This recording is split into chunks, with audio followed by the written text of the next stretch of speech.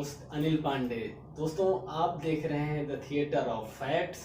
दोस्तों, आज हम आप लोगों के लिए लेकर के आए हैं भगवान विष्णु के 21 अवतारों के बारे में। जी हाँ दोस्तों, भगवान विष्णु के 21 अवतारों के बारे में कि आखिर क्या हुआ था, आखिर ऐसा कौन सा समय आया था कि भगवान विष्णु को इतने सारे अवतार लेने पड़े। जी हाँ दोस्तों, हम आप लोगों को भगवान विष्णु के 21 अवतारों के बारे में विस्तार से बताएंगे। आप लोग बने रहिए हमारे साथ।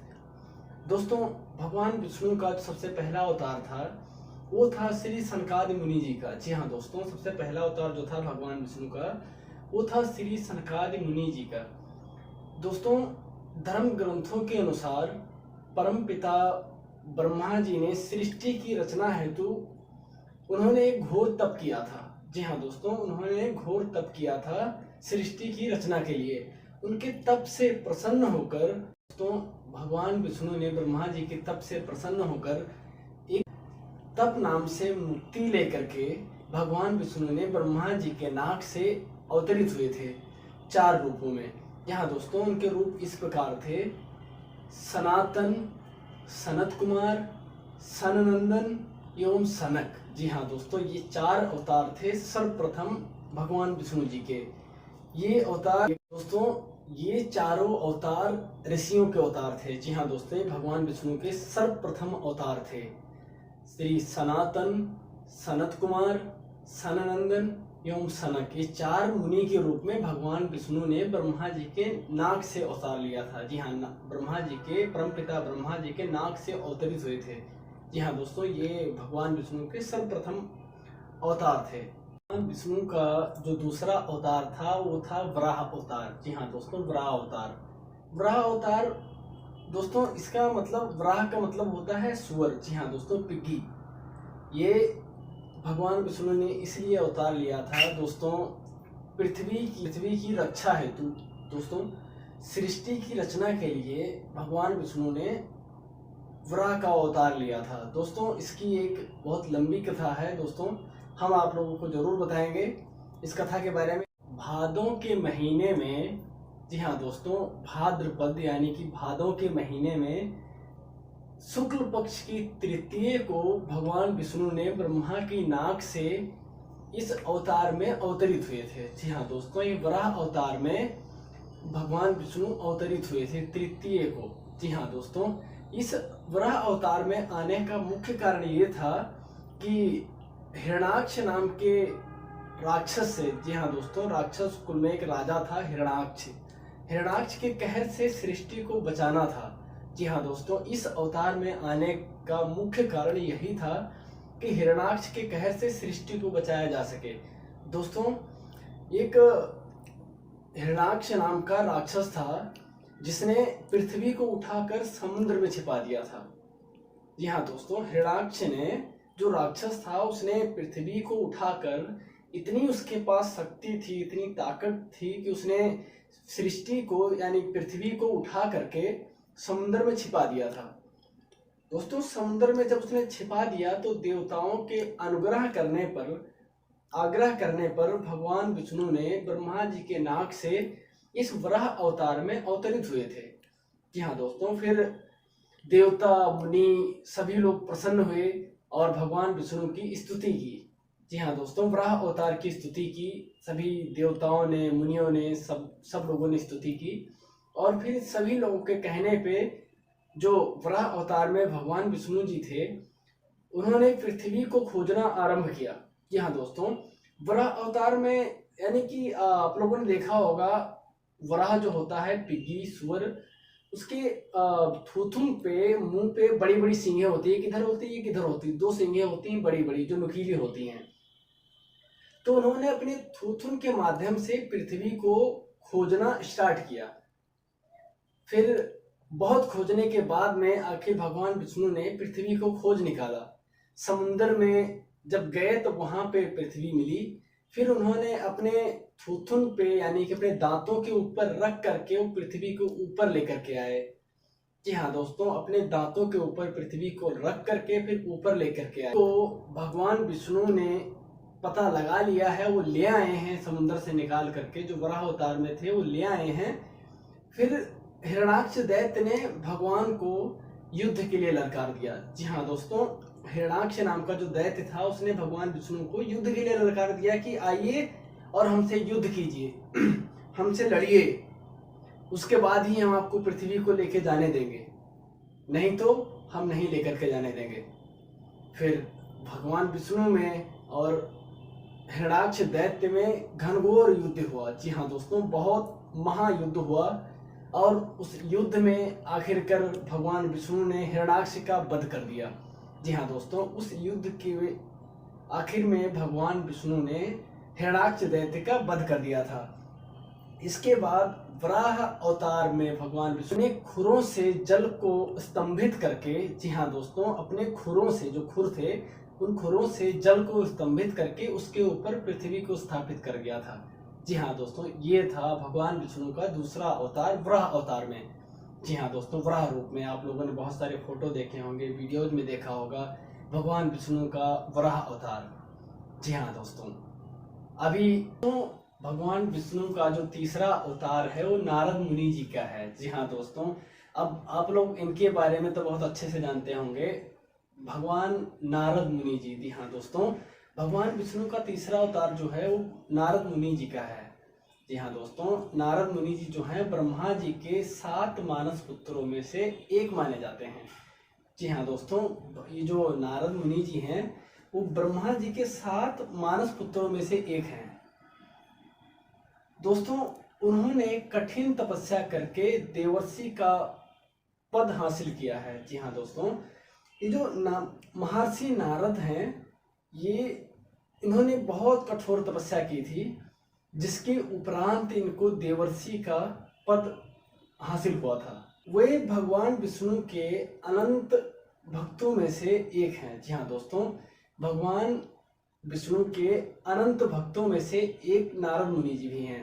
दोस्तों, भगवान विष्णु का मन भी कहा जाता है नारद मुनि जी को। जी हाँ दोस्तों, नारद मुनि जी को भगवान विष्णु का मन भी कहा गया है।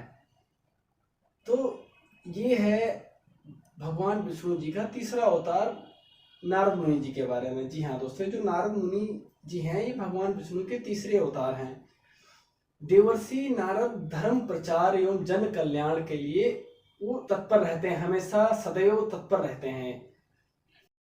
श्रीमद् भगवत गीता के 10वें अध्याय के 26वें श्लोक में श्री नारद मुनि की महानता को स्वीकार करते हुए श्री कृष्ण भगवान ने स्वयं इनकी महत्ता को स्वीकार करते हुए कहा है कि देवर्षि नाम च नारदा, अर्थात देव ऋषियों में मैं ही नारद हूँ। यहाँ दोस्तों, देव ऋषियों में मैं ही नारद हूँ। दोस्तों, भगवान विष्णु का जो चौथा अवतार था वो था नर नारायण अवतार। जी हाँ दोस्तों, भगवान विष्णु ने टोटल 24 अवतार लिए हैं। उन 24 अवतारों में से सृष्टि की रचना के लिए भगवान विष्णु ने चौथा अवतार लिया था नर नारायण, यानी कि 2 रूपों में अवतार लिया था। एक अवतार था नर का, दूसरा था नारायण का। जी हाँ दोस्तों, 2 रूपों में अवतार लिया था, नर और नारायण।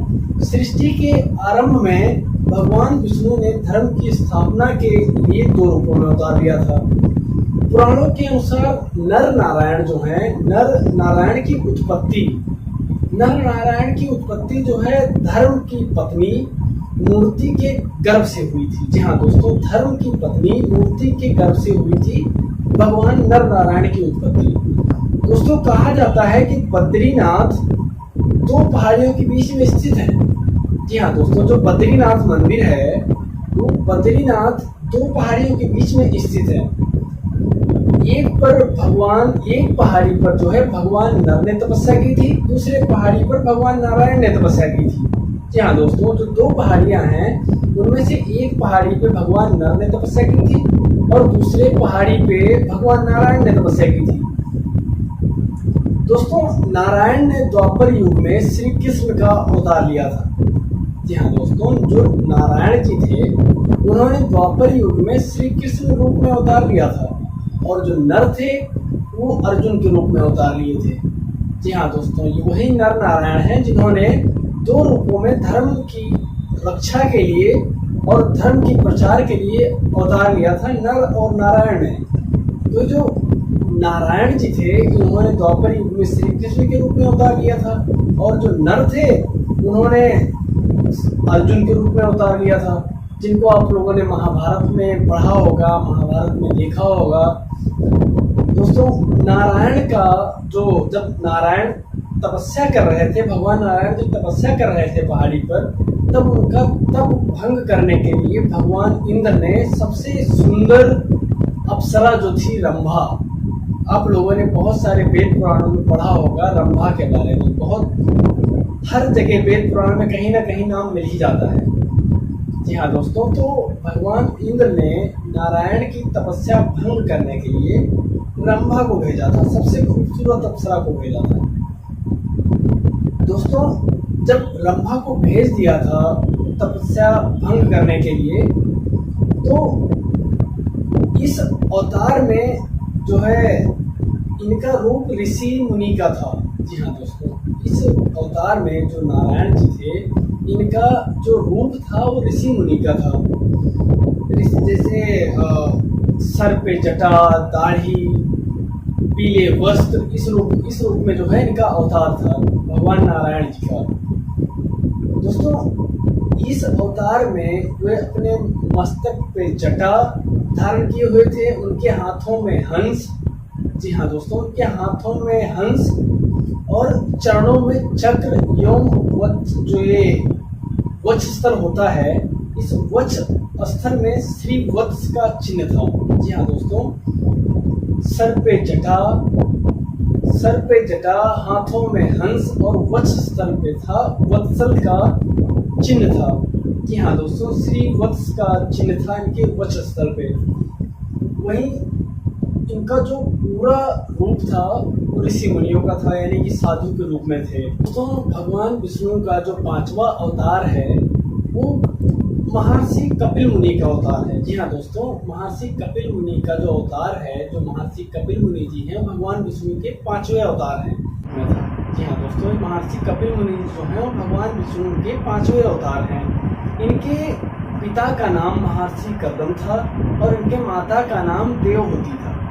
जी हाँ दोस्तों, ये जो कपिल मुनि जी थे भगवान विष्णु के 5वें अवतार, इनके पिता का नाम महर्षि कर्दम था और इनके माता का नाम देवहूति था।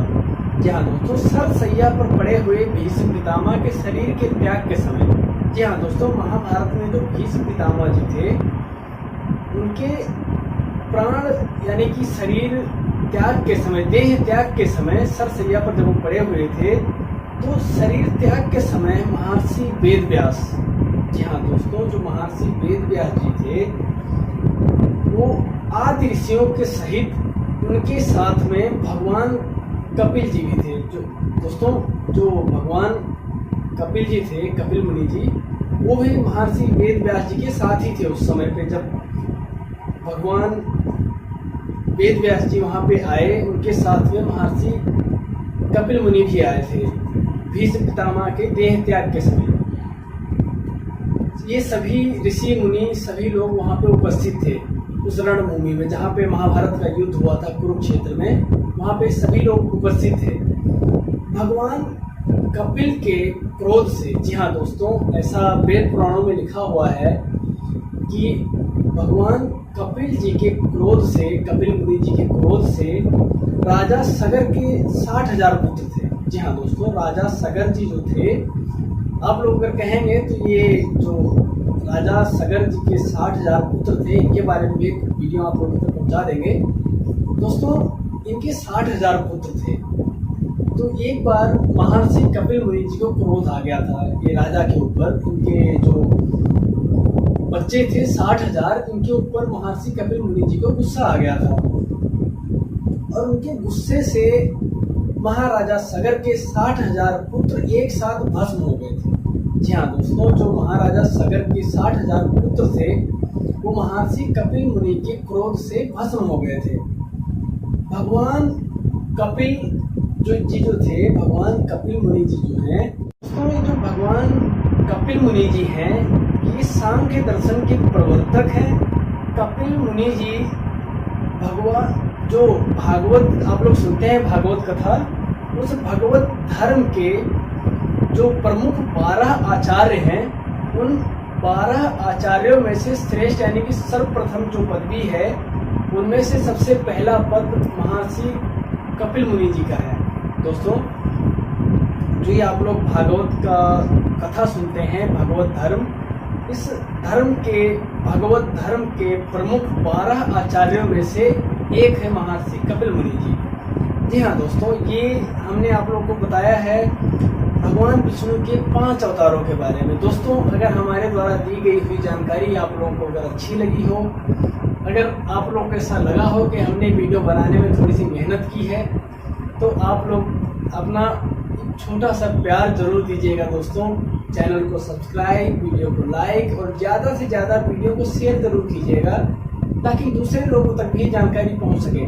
दोस्तों अगर आप लोग कहेंगे, अगर आप लोग चाहते हैं कि हम भगवान विष्णु के और बाकी के अवतारों के बारे में एक वीडियो लेकर के आएँ, विस्तार से वीडियो में बताएं भगवान विष्णु के सारे अवतारों के बारे में, तो दोस्तों आप लोग थोड़ा सा सपोर्ट कीजिए और चैनल को सब्सक्राइब कीजिए। ज़्यादा से ज़्यादा संख्या में चैनल को सब्सक्राइब कीजिए, वीडियो को लाइक कीजिए, शेयर कीजिए। मिलते हैं आपसे नेक्स्ट पार्ट में। नारायण नारायण।